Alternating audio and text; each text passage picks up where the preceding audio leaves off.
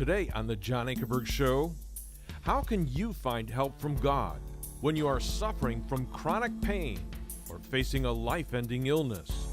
I remember sitting on a sofa talking to Cindy about this and tears running off my chin uncontrollably with the pain and the distraction and the medications and going, how do we do this?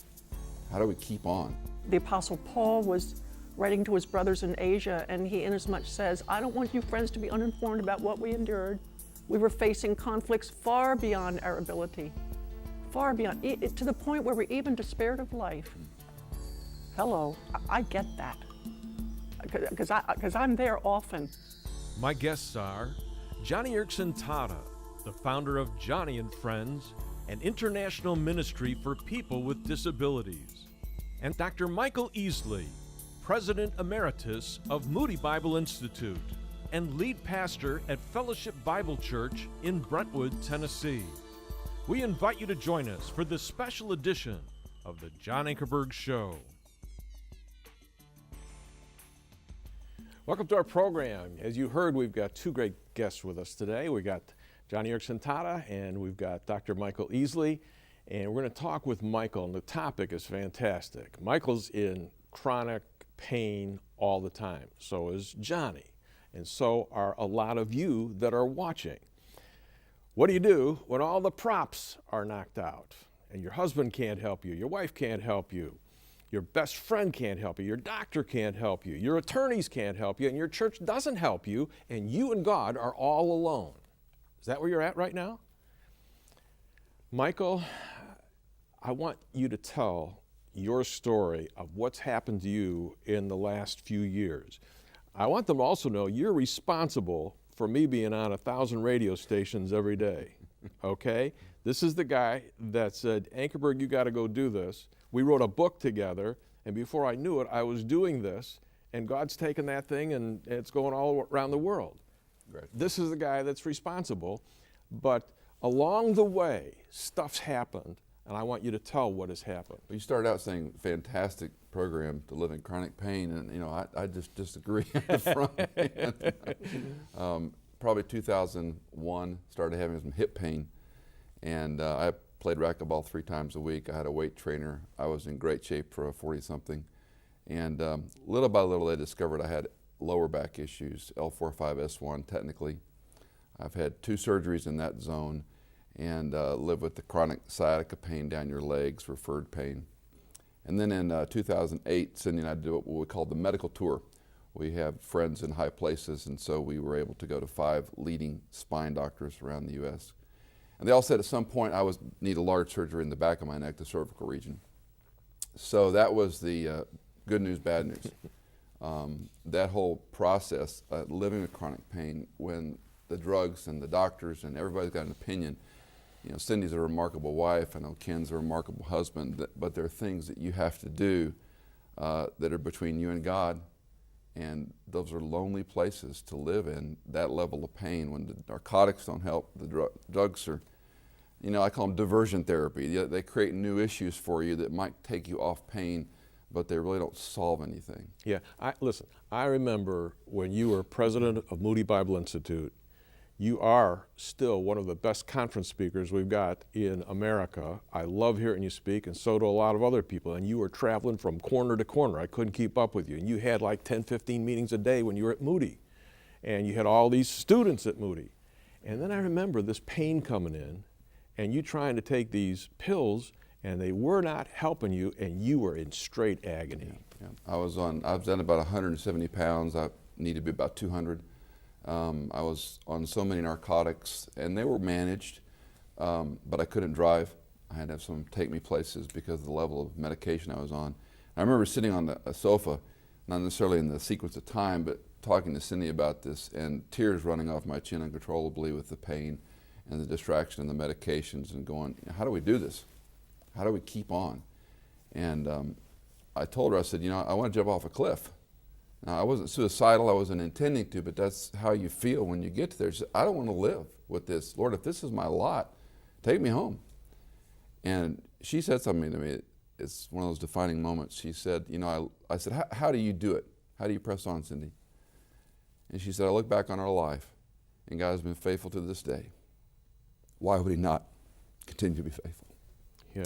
I love what you said, and one of the things that struck me is you said you didn't tell God or ask God, Yeah. why has this happened? You haven't been concerned about the why, but you have majored on the question of how in the world do I cope with this thing? Yeah. You walk into a pain doctor waiting room and see humanity in different piles and different stages of pain. And I really have not asked God why. I've not blamed God. I've got some good theological answers that I can distract myself with. But it's, okay, Lord, how do I live with this?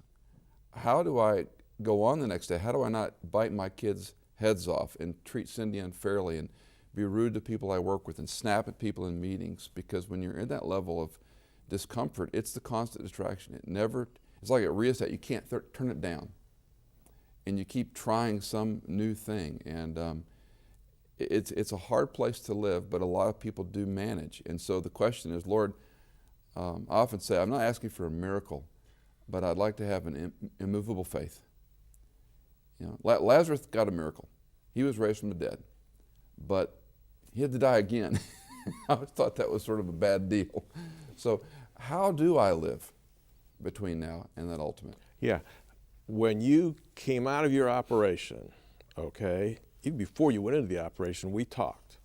And I said, okay, if you're able to walk, and you're able to get up, and you can talk about what they did to you in a minute here, but the fact is, I said, you're going to Billy Graham's Cove, and you're going to speak, and you're going to probably talk to those people about what God showed you out of this, and then you're going to practice on them, and then you're going to come here. And I've listened to those sermons. They were fabulous, okay? And I want you to tie in what you were talking about to those folks with what happened. You said, you named all the pills, and I'll let you name them because the folks out there, they know about it, okay? When the pills don't help you at all, okay, you said you turn to Jesus. And I want to know, what does that mean? Where did you get that from? And explain it. Yeah. Probably two pivotal passages, and Johnny referred to some of these last week, but when the disciples are trying to leave Christ because the sayings are getting too heavy, he turns to the 12 and says, you don't want to leave too, do you? And it's a great picture of the humanity of Jesus and the reality of the people around him. And Peter says, Lord, you alone have words of eternal life. Where else are we going to go? And so you get to that juncture where when the Opana and the OxyContin and Lyrica and gabapentin and Celebrex and whatever else they throw at you doesn't tune it down enough. And the passage in Hebrews that has been a rich passage to me about, we have a high priest.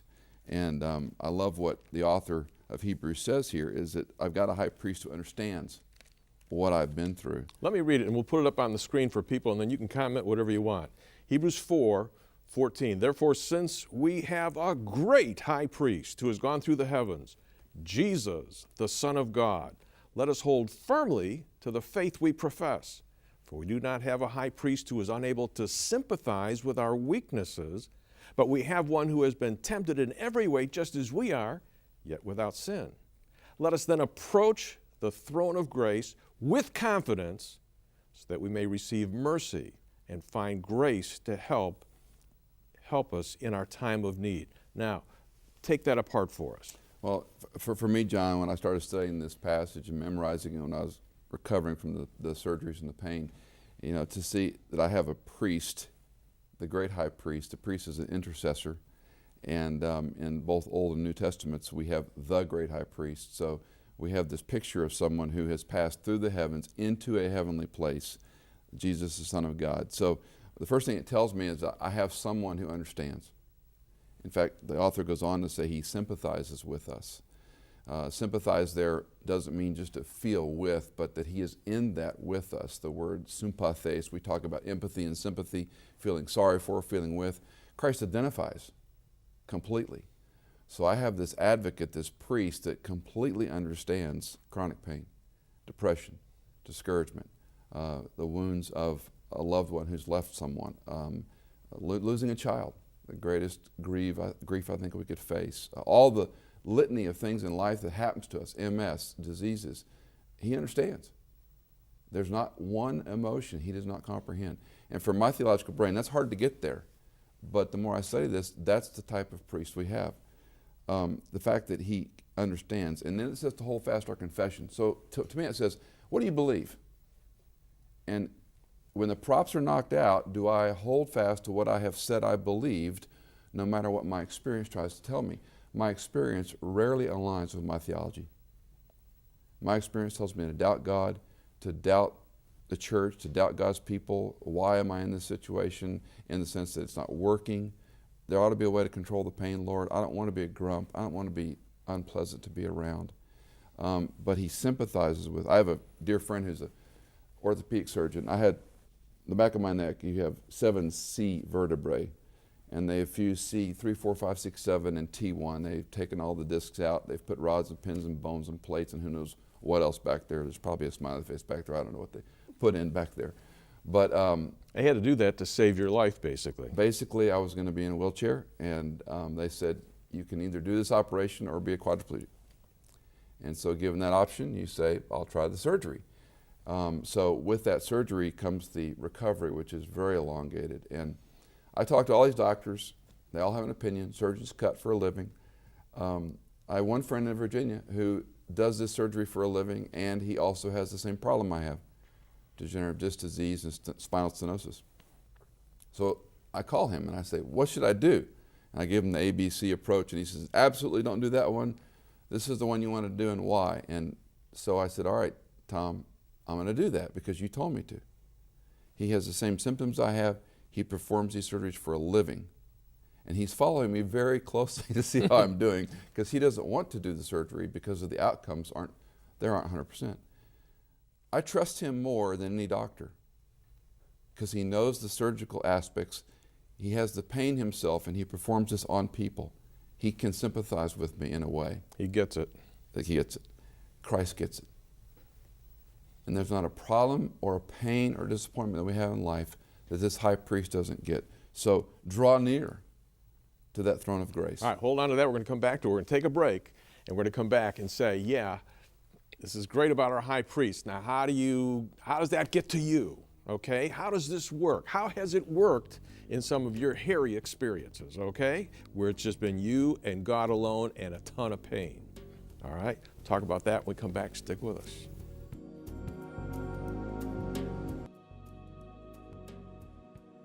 All right, we're back. We're talking with Johnny Erickson Tata. We're talking with Dr. Michael Easley, and Michael's telling us about the pain that he's living with on a constant basis and where he turns for help. And you've turned to Jesus, and you're talking about he's a great high priest who sympathizes with our weaknesses. Tell us a little bit more. You know, to live with chronic pain it's hard to define. They give you this scale of 10, you're jumping off a cliff, to 1, you're fine. And I hover somewhere in the 6, 7, 8 realm. If I can get to 6, I'm praising God and functioning okay. And it's ambiguous, but you kind of know yourself. I tell people, when you have to stop and go take ibuprofen because your headache's so bad, just multiply that by about 10 or 12 times. And that's sort of my index for how I live with it. I grind my teeth. I look older. My kids say, Dad, you look really old compared to the way you used to look. Thanks for that encouragement. It wears on you over time. But to know Christ he's deity, he's incarnate, and the God-man suffered. He was tired, he was hungry, he was crucified, he endured bludgeonings, and to know that great high priest also endured physical trauma that is beyond our understanding, but a spiritual separation trauma that even defies theological understanding. So when we think about having this high priest, I envision, sanctified imagination, Christ on my behalf, on Johnny's behalf, on your behalf, interceding before his Father by name for us. And only the incarnate man can understand that sympathizing. He knows our weaknesses. So if it's MS, if it's traumalagia, if it's a liver disorder, if it's dementia, if it's Alzheimer's, if it's chronic pain, he knows. He knows all about it. And to reframe our picture of this Christ, not as some deity in heaven sitting on a throne, but as the God-man, fully God, fully man, interceding on my behalf before his Father. And to know that His Spirit somehow indwells in me. I don't understand all that, but He indwells in me, and that I have, as a son of God, as a child of the King, a connection through Him, through His Spirit, to Christ, through His fellowship of suffering to the Father. I get right to the throne room. Let me use an illustration. I was reading the commentators. You got me looking at this thing, and one of the commentators said, picture two pianos in perfect tune. If you hit one note on one piano, that same note on the other piano will start to resonate. Jesus is the perfect man. He understands, he's got the feelings, and when we feel pain, he resonates with our pain. He resonates with what we're feeling. And keep on going. No temptations overcome you, such as is common to man. And we could go all through the Psalms, the Messianic Psalms, where he's crying for help. The Gethsemane, he's crying for help on the cross. My God, why have you forsaken me? And I think we over-spiritualize it, in a sense, or over-theologicalize it, and we make Christ out to be, Iron Man, Superman. He's fully God, fully man. We'll never figure that out. But the fully man aspect, he had to be human to experience that, to pay for our sin, to be able to die. He has got to be fully man, and he's got to be fully God to be resurrected from that life. So to reframe our view of Christ and to know how he lives in us, and I don't understand all that, John, but somehow there's a connection there. When I'm at my worst, I've got three things in a dark tunnel. I've got me, God, and pain. All right, now the question is, he tells you to do something about it, and you say when the pills don't work and none of the drugs even touch you, you run to this spot. Why? I have nowhere else to go. I have nowhere else to go. I'm going to draw near to him. What good is it going to be to take more medications, which may or may not help you? If they do, fine, but they don't me. And to become clinically depressed, to become discouraged, you alone have words of life. So I'm drawn to this high priest, and in that drawing I receive two things. The author of Hebrews says, I receive mercy and grace in time of need. Yeah, he says, approach the throne of grace so that you can, and do it with confidence, Michael. Yes. So that you can receive these two things. What are those two things? Well, grace, I like to define as a little differently than you often hear it. I say it's undeserved favor in the face of deserved wrath, because grace isn't just this kind thing God gave us. We all deserve wrath. We're on a freight train going to hell with no handbrake, no conductor, and there's no one to stop it. Grace is undeserved favor in the face of deserved wrath. Mercy is withheld or suspended justice. So if my almost 18-year-old boy wants to drive a car and he's got bad grades, bad attitude, he's in trouble, if I gave him a brand new car, a set of keys, and a credit card, that'd be grace. But if I give him mercy and I say, you know what, your grades aren't what they should be, I want you to do this, I'm going to be merciful, you can use the car for X. So grace is undeserved favor in the face of deserved wrath, and we have that positionally. Mercy is when he suspends judgment or he suspends consequences. If he was not merciful, we'd all be toast all the time. Because we sin every day. Every day, all the time. And if you don't think you're sinning every day, all the time, you're in worse jeopardy. Because the actions, thoughts, glances, lusts, avarice, greed, all the things we wrestle with on a daily basis. So mercy is suspended judgment, suspended justice, and that's, of course, dealt with on the cross. So to understand those two and to know when I'm on the cusp of jumping off the cliff metaphorically, I've got one place to turn. I can go isolation, or I can say, Lord, I need to approach you with confidence because my experience tells me otherwise, but I'm going to approach you. Why does the author say, come to him, hold fast your confession? Tendency, God, you're not playing fair. You're not answering my why. You're not coming through for me. Those other people are being blessed. You're not blessing me. That's a spiral that leads nowhere. That's why I do not ask him why. I just ask him how. Give me the faith, the temerity, the grace, the tenacity to get out of bed, to start functioning, and to trust you by faith. You got a great illustration of a friend who was nailed down in an MRI because of a disease that he had, and he had this just-in-time grace. Yeah. Tell me about that. Buddy had brain cancer, glioblastomas, astrocytomas in your brain, maybe you get a year to live, maybe a little more. Yeah, Gamma G4, so knives, he was in a tough spot. G4, gamma knives radiation. They make a mask for you, and you're bolted to a table. And he had this brain cancer toolkit. It was a section of scriptures he memorized and he would recite. And they put him in this chamber, and they have bolted his head to the table. He can't move. And he said, Michael, my nose was itching like I can't describe. And I'm going to be in this tube for half an hour. And he said, I can't get out of it. I can't reach up and do anything about it. I can't stop the procedure. And he says, I'm praying like a madman, Lord, I need grace right now, just in time grace. And he goes, I'm not an experiential theologian, but my nose stopped itching. And I'm sure Johnny and we could both share stories of how you get to that edge where you just don't think you can last anymore. And something comes along, something happens. Maybe it's a verse, maybe it's just a thought, maybe it stops. But you get to that cusp. And I think no temptations will overcome us such as is common to man. But you know, sometimes he may not come when we want him, but he'll be there right on time. And that's what it means to have an immovable faith. My experience is going to tell me otherwise about my God. And when I'm in pain and I'm discouraged and depressed and I'm tired of it, I come back here. I draw near, hold fast to what I believe, confidently go to him. Lord, I need a break. I need a break. Yeah. Next week, we're going to continue talking about this. And Johnny and Michael are going to tag team on this one here. And we're going to talk about depression and discouragement along with this chronic pain.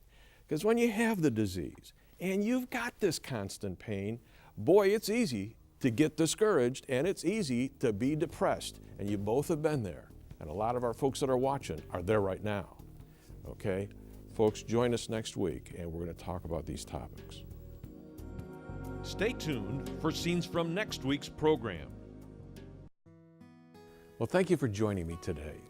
If you'd like to watch additional programs on how can God help you deal with chronic pain, disability, and illness, featuring Johnny Erickson Tata and Dr. Michael Easley, you can go to our website at jashow.org and click on Watch and choose This Week on TV. And there you'll be able to choose the programs you would like to watch absolutely free. If you'd like to purchase any of the programs from this series or any of our other series, just go to jashow.org and click on Store. And from there you can click on Store Home, where you can choose whatever video series you would like to watch. Once you choose the television series that you're interested in, you can download our programs for only $5 an episode. We also have our John Ankerberg Show app that we would love for you to download onto your smartphone. It's absolutely free and contains a wealth of information and content from the John Ankerberg Show. And you can watch these episodes free anytime, anywhere that you want. If you wish to purchase a program, you may download any of our episodes at our website store for only $5 an episode. Well, thank you for watching today, and God bless you. I hope that I'll see you next week.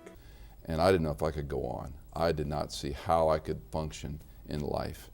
And I asked her the question, how in the world do we go on? And she doesn't remember this, but she said to me, and I've got it burned in my mind, she goes, all I know is that I look back and God has been faithful to this day. Why would he not be faithful in the future? Yeah, and the reason you don't remember that is because that's just part of the way you think. Isn't that true? In other words, Yeah, that's right. how you think all the time. That's right. Whenever I have doubts, I sing "Great is Thy Faithfulness" to myself. You know, what beautiful words. Great is Thy faithfulness, O God my Father. There is no shadow or turning with Thee. Thou changest not. Your compassions, they fail not. God's compassions are always there for me. As Thou have been, Thou forever wilt be. Great is Thy faithfulness. Great is Thy faithfulness. Morning by morning, new mercies I see. And isn't it so true that, or at least for me, my greatest fear, my greatest anxiety is always at night. Morning by morning, new mercies I see. All I have needed, Thy hand hath provided. That is so true in our life. We have never needed anything that God has not come through in. Great is thy faithfulness, O God, to me. What do you say to folks that are in this duration period where it's not getting better? What's your advice to people that are feeling the same thing? How do they go on? How do you guys have joy every day? Some days, honestly, we don't have joy. When we have joy, it's because we are walking intimately with Jesus. That's the only way you get it in this. And for me, it was accepting. It wasn't looking for the next thing to fix him. It was knowing that this was our new normal, and that was okay. You know what?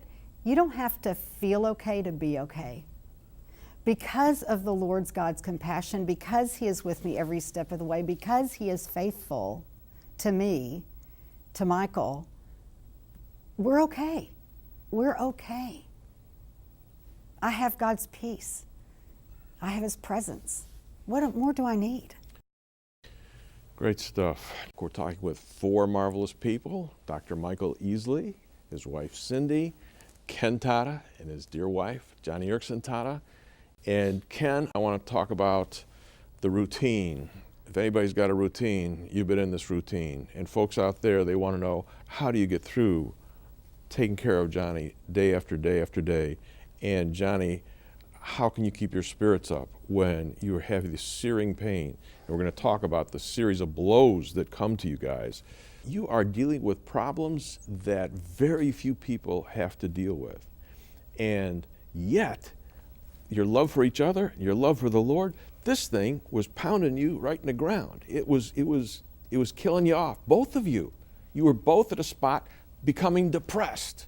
Tell me why, because a lot of folks in our audience want to know why. Well, John, I think the routines finally started to settle in, that 24/7. There was the washing and drying the clothes, the getting ready for dinners, all the things that I would have thought at one point that my wife would do. And I realized that Johnny's disabled, but still I had that in the back of my mind. Buying medical supplies, making sure that Johnny was equipped properly that way. As we close, here are some scenes from next week's program. Jesus said, in this world you will have trouble. And he wasn't kidding. It's wired to be difficult. Now, possibly, God is speaking to you today. And if you would like to have someone pray with you, or you have a question you would like to ask, there's a phone number on your screen right now that you may call. Call that number, and someone will be happy to pray with you. Thank you for joining me today. I hope that you'll join me again at the same time next week. And to learn how to start a relationship with Jesus Christ, go to our website at jashow.org and click on Pray to accept Jesus Christ as your Savior.